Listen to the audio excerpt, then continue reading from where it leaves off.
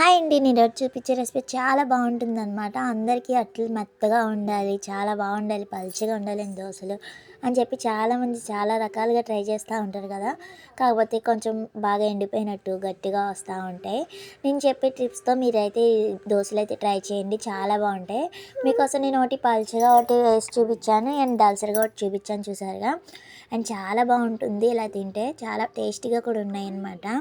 మా వాళ్ళైతే ఇంకా ఏం చెప్పేసి రుబ్బైతే అయిపోయిందనమాట ఒక్క పూటలోనే. అంత టేస్టీగా ఉంటే మీరు కూడా ఒకసారి ట్రై చేయండి. ఫస్ట్ అయితే మార్నింగే 2 గ్లాసులు బియ్యం, 1 గ్లాస్ అయితే మినపగుళ్ళు అయితే నానబెట్టేసాను అనమాట. సో అయితే ఈవినింగ్కి అయితే బాగా నానిపోయి 6 అవర్స్ నానాలి.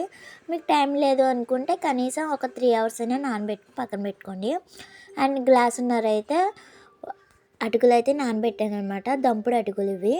సో ఇవి దంపుడు అటుకులు అయితే చాలా బాగుంటాయి. దోసలు బాగా మెత్తగా సాఫ్ట్గా అయితే ఉంటాయన్నమాట. అండ్ నేను 4 మెంతులు నానబెట్టాననమాట బియ్యంతో పాటు. సో అయితే బాగా రుబ్బేసి మిక్సీ పెట్టేసి నైట్ అయితే పక్కన పెట్టేశాను. మార్నింగ్ లేచేసరికి చూసారుగా కొంచెం పొంగింది.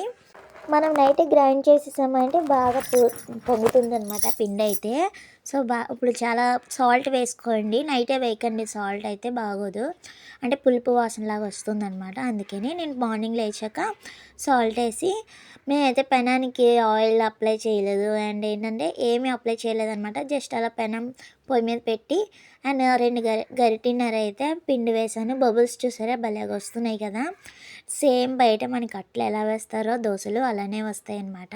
అండ్ చాలా క్రిస్పీగా చాలా సాఫ్ట్గా ఉంటుంది. మీకు క్రిస్పీగా కావాలంటే చాలా పలుచగా వేసుకోండి, అప్పుడు కొంచెం క్రిస్పీగా ఉంటుందన్నమాట. నేను దలసరిగా వేసి చూపిస్తున్నాను, చూడండి బాగుంది కదా. మీరు కావాలంటే పలుచగా కూడా వేసుకోవచ్చు. దీంట్లో చట్నీ చేశాను, టమాటా చట్నీ. అది రైస్లోకి బాగుంటుంది అండ్ టిఫిన్లోకి కూడా చాలా బాగుంటుందండి. ఆ వీడియో కూడా నేను సాయంత్రం అప్లోడ్ చేస్తాను, చూడండి. చాలా టేస్టీగా ఉంటుందన్నమాట పచ్చడి అయితే, టమాటా ఎండుమిర్చి పచ్చడి. సో నా స్టైల్లో నేను ఎలా చేస్తాను అనేది కూడా చూపిస్తాను. అండ్ కొంచెం కొంచెం ఆయిల్ వేసుకుంటూ చూసారుగా చాలా పలుచగా వేసాను. పేపర్ దోశలాగా ఎంత పలుచగా వచ్చిందో చాలా బాగుంటుంది. ఉంటానండి మరి, బాయ్.